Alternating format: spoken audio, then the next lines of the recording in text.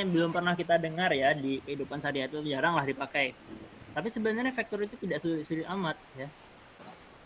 Kan di materi sebelumnya kita sudah bahas tentang besaran. Ada panjang, masa, waktu, dan lain-lain ya. Yang SMP jiwa itu. Nah, itu semua besaran. Vektor ini juga termasuk besaran. Jadi sebenarnya lengkapnya adalah besaran vektor. Ya. Besaran vektor materinya. Besaran vektor itu apa? Sederhananya, ini nggak perlu kalian hafal sesuai textbook kali ya. Yang penting kalian paham maknanya secara umum. Besaran vektor itu adalah besaran yang memiliki nilai dan arah. Ya. Jadi tidak hanya angkanya saja, misalkan 1, 2, 3 itu angka kan, besaran. Tapi dia harus ada arahnya. Nilai dan arah. Ya, jadi harus diperhatikan arahnya. Contohnya apa aja kira-kira besaran yang harus ada arahnya? Yang menurut kalian yang kalian tahu yang sudah pelajari di SMP, apa aja? Yang ada arah. Perpindahan, bagus. Ya, kita kan bergerak perpindahan dari kiri ke kanan atau dari kanan ke kiri. Harus ada arahnya. Ke kanan, ke barat, ke timur, ke selatan, itu perpindahan, itu besaran vektor. Betul. Kalau massa, besaran vektor nggak? Massa, berat. Massa. Itu termasuk nilai. Vektor atau tidak?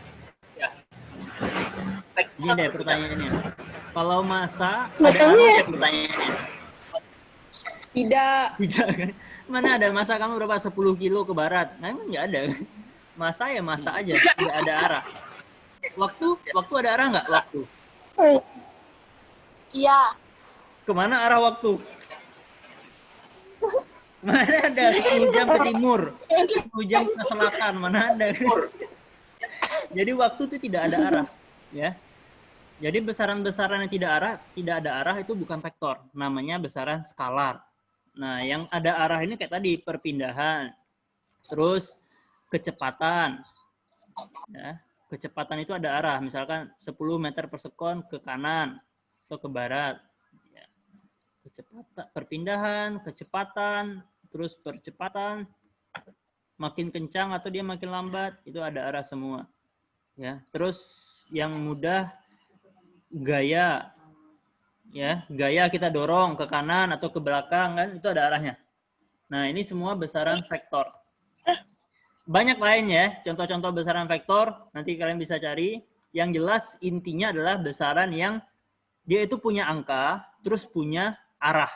Ya, jadi harus dua-duanya. Jadi kalau kita bicara tentang vektor, faktornya ada 2.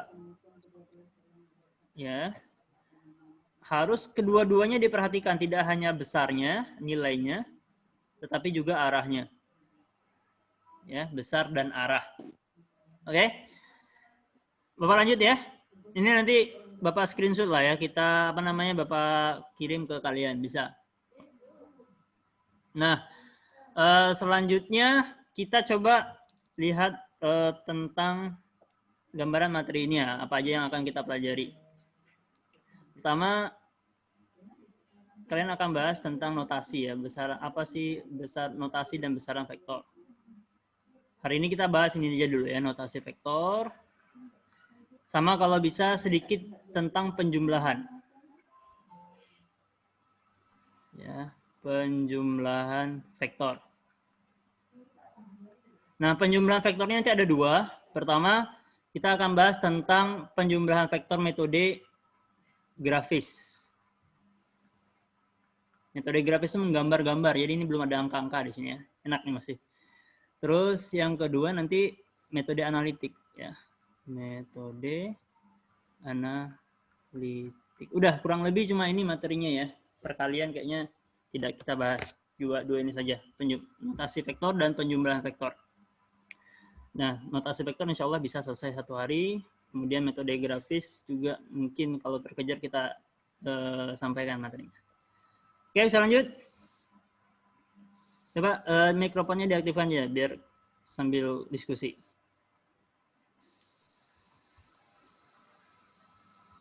Oke, yang pertama ya. Coba kita bahas dulu notasi vektor.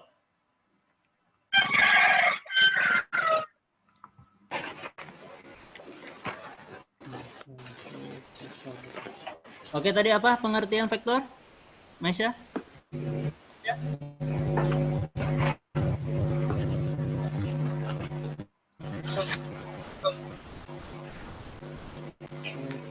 Coba ada yang bisa jawab apa tadi pengertian dari besaran vektor? Ya, KSB. Besaran yang memiliki arah. Nilai ada ya. Kalau definisi nah itu aja, jangan dihafal terlalu panjang, nggak usah terlalu textbook ya. Yang penting paham intinya apa ya. Ada arah dan ada nilai. Makanya dalam penulisan vektor itu coba di nonaktifkan dulu lah ya biar tidak mantul suaranya. Di nonaktifkan dulu mikrofonnya. Nah, notasi vektor itu biasanya dituliskan dengan panah ya. Dengan arah tanda panah. Nah, kayak gini. Ya, dan kalian menulisnya itu misalkan ada vektor A. Untuk membedakan besaran vektor sama besaran skalar, besaran vektor itu nanti ada panahnya di atas. Nah, kayak gini berarti ini adalah vektor A. Arahnya kemana? Arahnya berarti diagonal ke kanan ya. Nanti kalian coba diingat-ingat juga arah mata angin itu membantu ya. Arah mata angin itu dari barat, utara, timur, selatan ya. Barat, utara, timur, selatan. Jadi ini membantu. Jadi kalian ingat. Nah, ini vektor A. Misalkan. Tidak mesti ke kanan ya. Ini tergantung soal saja. Atau kayak gini. Ini vektor B misalkan. Nah, ini adalah vektor B. Ya. Jadi ada arah. Nah, panjang dari vektornya juga mempengaruhi nilainya. Misalkan kayak gini ya, ada vektor C. Vektor C segini. Kalau vektornya 2 kali C, dia lebih panjang. Ini vektornya berarti 2 kali vektor C. Lebih panjang 2 kali lipat. Sorry. Nah, ini vektor apa nih? Nah, kalau kayak gini berarti vektornya 2C. Karena dia lebih panjang ya, 2 kali lipat. Jadi itu harus diperhatikan juga.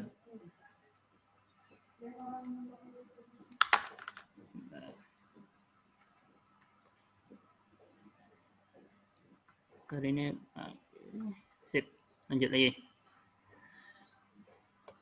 Kalau vektornya min, bisa juga ya. Jadi vektornya itu tidak harus positif, bisa juga negatif. Jadi kalau misalkan ada vektor lain, yaitu vektor D.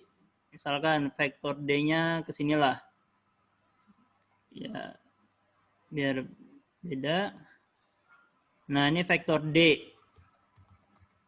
Coba kita ulangi dulu.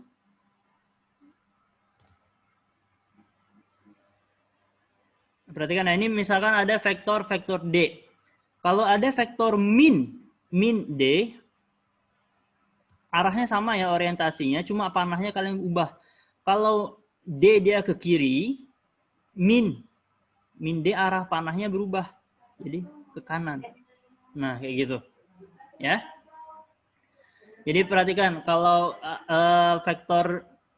vektornya itu D positif, arahnya ke kiri, misalnya. Kalau vektornya min D, arah panahnya kalian ubah aja. Dari ke kiri ke kanan. Atau contoh lain, terakhir. Misalkan ada vektor kayak gini ya.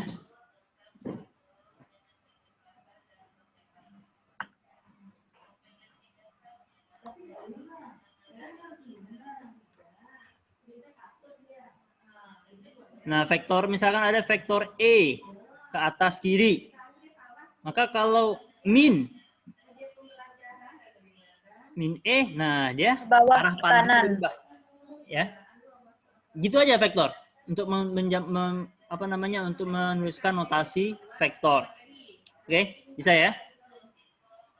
Ada yang mau ditanyakan dulu sebelum kita lanjut? Cukup?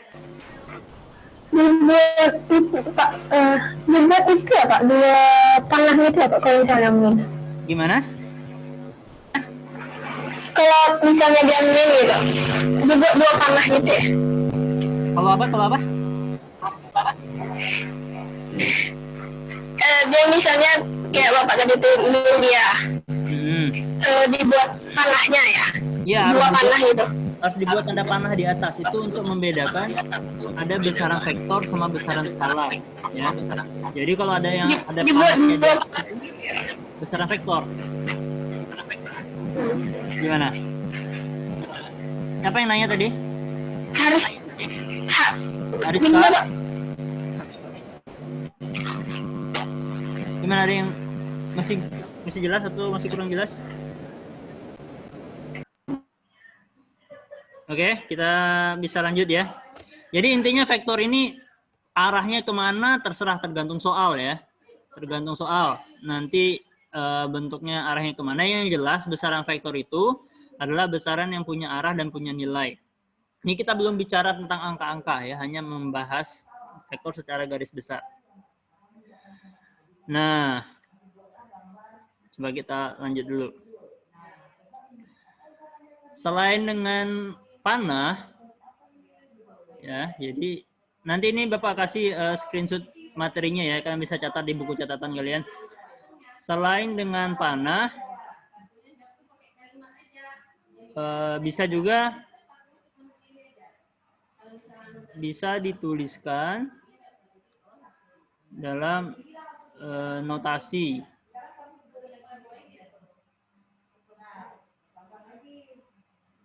Sumbu X, sumbu Y, atau sumbu Z. Ya, kalau dia 3 dimensi. Ya. Sumbu X, sumbu Y, atau sumbu Z. Nah, misalkan kalian nanti ada vektor A. Ini kita gambar di 2 dimensi saja ya. Sumbu X, sumbu Y. Nah, ada sebuah titik vektor kayak gini misalkan. Ya. Maka vektor ini ada di 2 sumbu. Ya.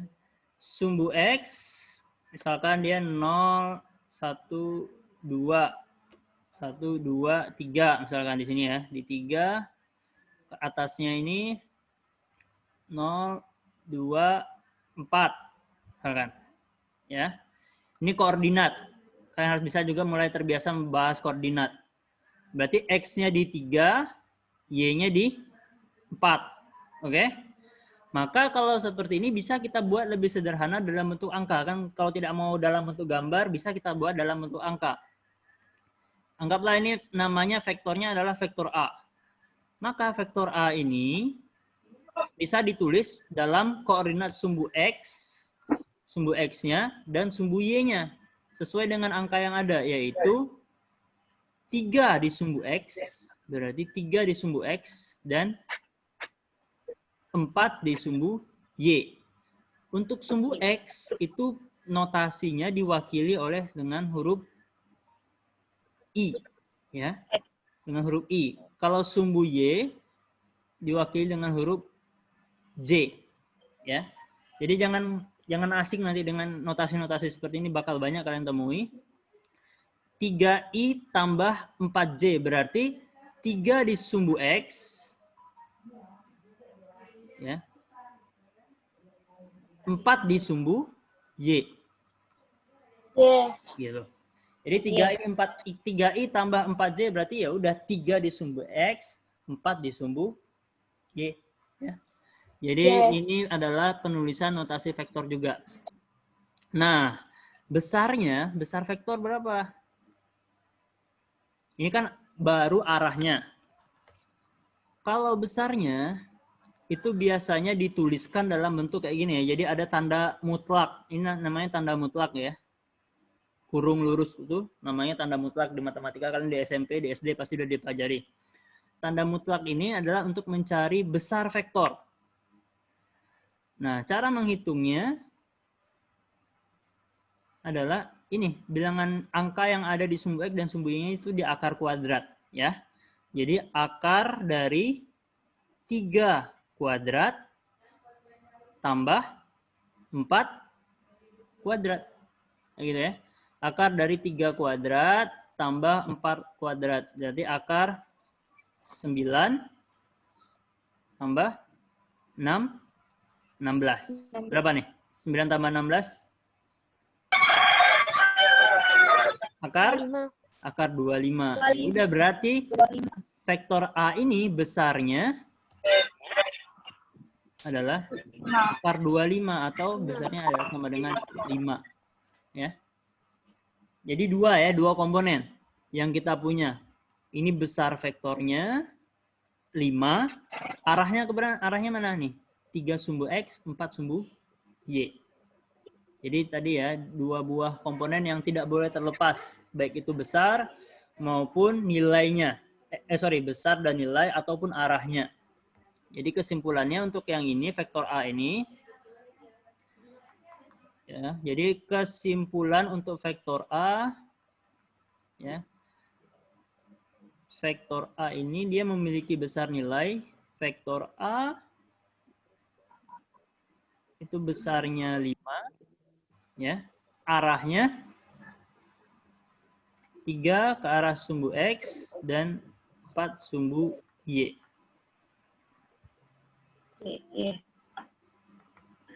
Bentar, potong.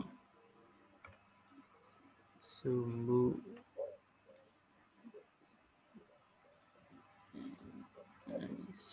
Y. Ya, udah kayak gitu aja.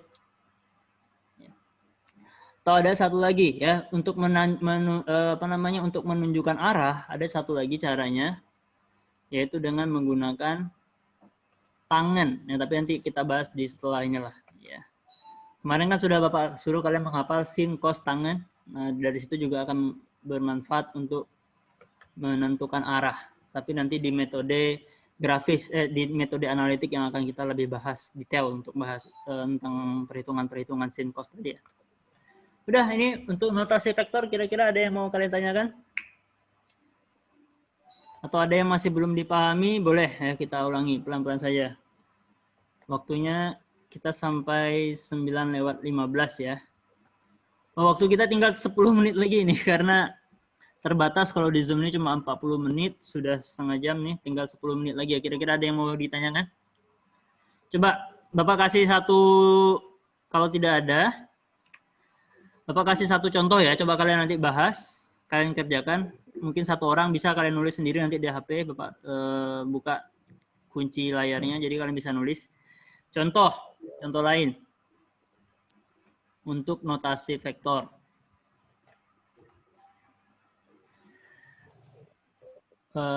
Kalau ada vektor seperti ini gambarnya,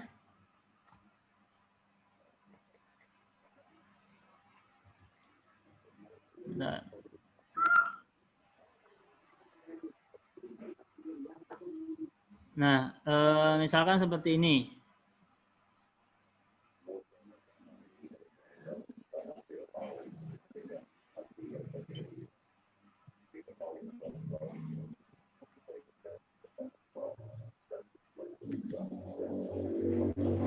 Nah, ya gambarnya kayak gini nih. Ya, vektornya kayak gini nih.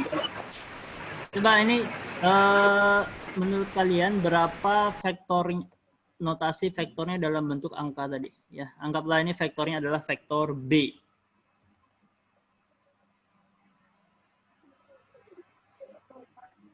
Vektor B. Itu sumbu X sama apa? Z ya, Pak? Ini sumbu X, ini sumbu Y. Sama ya. Kita bahas dua dimensi saja. Sumbu X-nya ini angkanya ya min 3, min 6. Kalau untuk sumbu Y 0, 4, 8. Coba kira-kira vektor B ini berapa besarnya seperti contoh yang tadi Bapak kasih di awal. Ada yang bisa? Coba dilihat dulu baik-baik. B sama dengan? Coba kalau ada, boleh kalian tulis ya. Kalian coret saja di papannya. Bisa kalian tulis itu, coba. Pak tunggu. Kira-kira berapa ini? Sekali lagi ya, Bapak lihatkan contoh yang tadi. Sekilas. Nah, contohnya kayak gini kan. Ini tadi vektor awal. contoh awal. Hapus dia, bentar. Nah, ini contoh awal. Kenapa A itu 3I tambah 4J? Karena dia di sini kepalanya di 3, ya. Kemudian di sini sumbu Y-nya 4. Maka 3 sumbu X, 4 sumbu Y. 3I tambah 4J. Kalau yang contoh kedua, yang coba kalian kerjakan sendiri, ini berapa B-nya? Kalau ada, coba silakan angkat tangan. Ada yang bisa.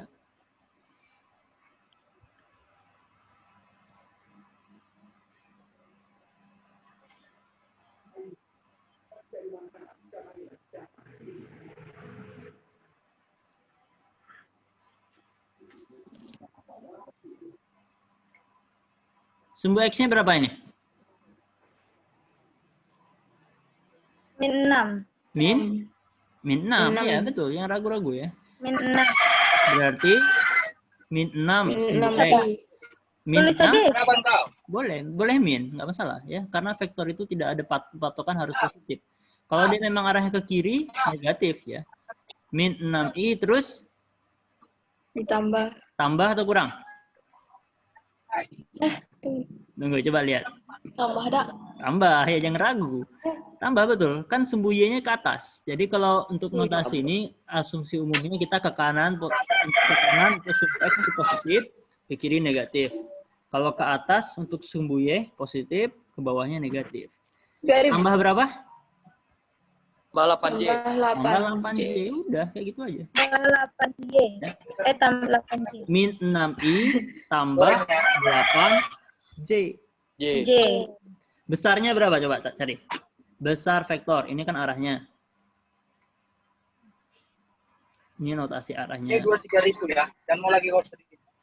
Sekarang berapa besar vektornya? Akar min 6 pakai 2. Oke. Pakai min enggak itu, Pak? Iya, wajib. Kita tidak boleh mengabaikan tanda minus ya, karena arah ya. Arah tadi sangat berpengaruh. Jadi min 6 min 6 kuadrat tambah 8 kuadrat tambah 8 kuadrat gitu. Kuadrat. Jangan lupa kuadrat. Jadi berapa? Kalau min ketemu min dikuadratkan jadi positif ya. Jadi 36 tambah 36 tambah berapa? 64. 36 tambah 6, 4. Jangan lupa akarnya. Jadi berapa? 36 tambah 64. 100. Udah akar 100 berarti? Akar 110. Apakah itu meter atau kilometer per jam? Nanti tergantung vektornya ini besarannya apa, ya. Karena ini tidak dijelaskan besarannya apa. Nanti soal misalkan ini perpindahan berarti 10 meter gitu. Arahnya min 6i tambah 8j. Ya, jadi min 6 ke kiri, 8 ke atas. Ya. Udah untuk vektor pengantar awal kayaknya cukup sampai sini dulu ya. Karena waktu kita juga sebentar lagi habis dan Zoom-nya juga terbatas, tinggal 4 menit lagi. Jadi untuk materi pengantar vektor kayaknya cukup dulu seperti ini. Ya. Kita tunggu ya kalau nanti misalkan paket internet yang dari Kemdikbud sudah aktif ya, sudah masuk ke nomor kalian. Mungkin nanti kita tiap minggu nggak masalah ya Zoom seperti ini sebentar.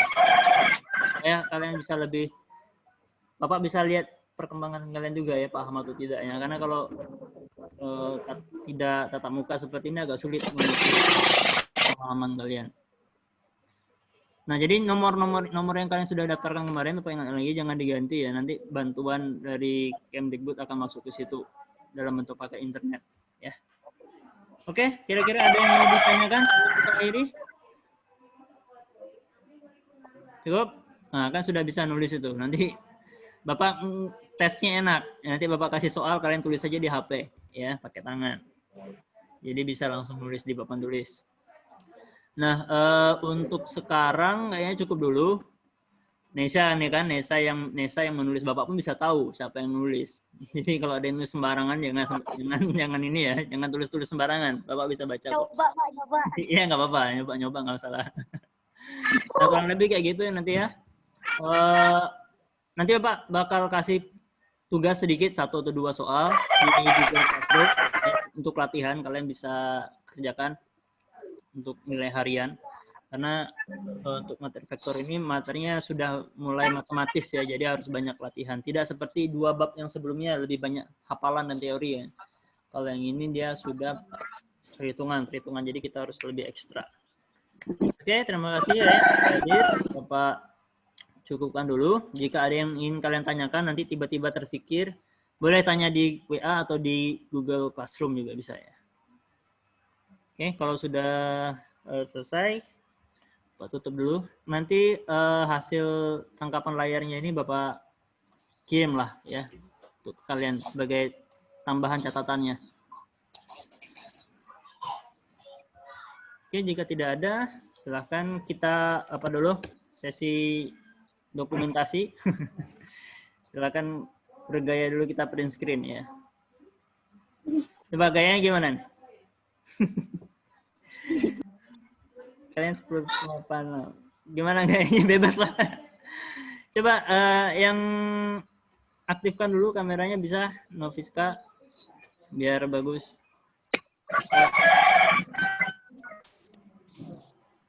Kariska juga.